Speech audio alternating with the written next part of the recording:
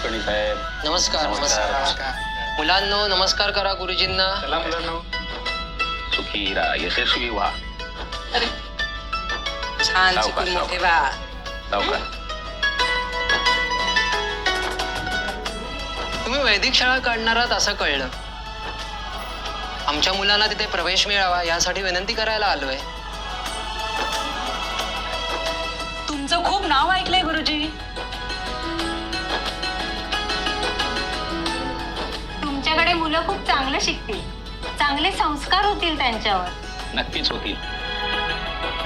हे बघा, तुम्ही माझ्यावर हा जो काही विश्वास दाखवलाय त्याबद्दल तुमचे मनापासून मी आभार मानतो. पण एक गोष्ट लक्षात घ्या, या वैदिक शाळेत मी शिकवणार नाही तर माझी सून रमा शिकवणार आहे.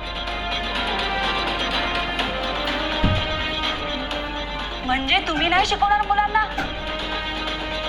नाही, तुम्ही काही काळजी करू नका.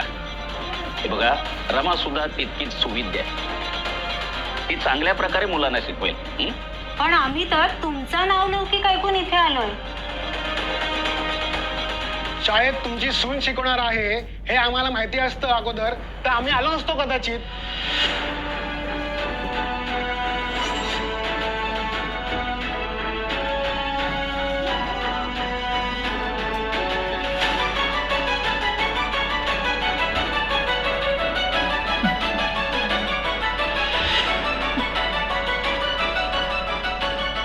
हे बघा, तुम्ही शांत राहा.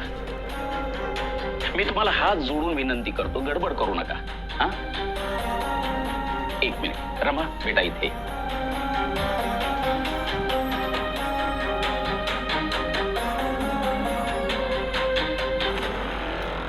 ही माझी स्नुषा रमा राघव पुरोहित. लग्नाआधीच तिने माझं शिष्यत्व पत्करलं होतं. तेव्हा वेद, वेदांत, शास्त्र, पुराणांचा तिने सागर संगीत अभ्यास पूर्ण केलेला आहे आणि त्यात तिने प्रावीण्यही मिळवलंय. आणि जेव्हा तिने मला मी वैदिक शाळा उघडू इच्छिते, मुलांना शिकवू इच्छिते असं मला सांगितलं, हा विचार तिने माझ्या समोर मांडला, तेव्हा मी लगेच तिला पाठिंबा दिला.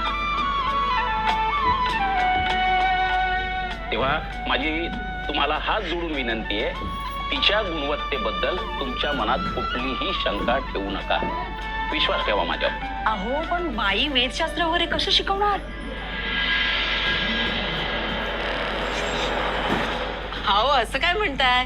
आपण कुठलंही शिक्षण घेत असलो, शाळेत गेलो तरी सुद्धा सुरुवातीला शारदेला नमस्कार करतो की नाही?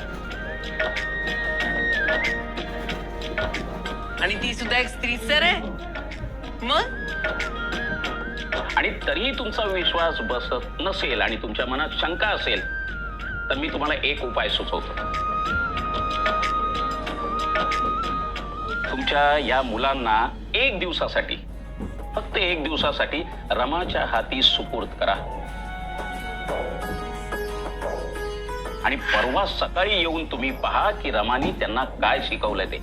आणि माझी खात्री आहे की तुमचा नक्कीच रमावर त्यावेळेस विश्वास बसेल.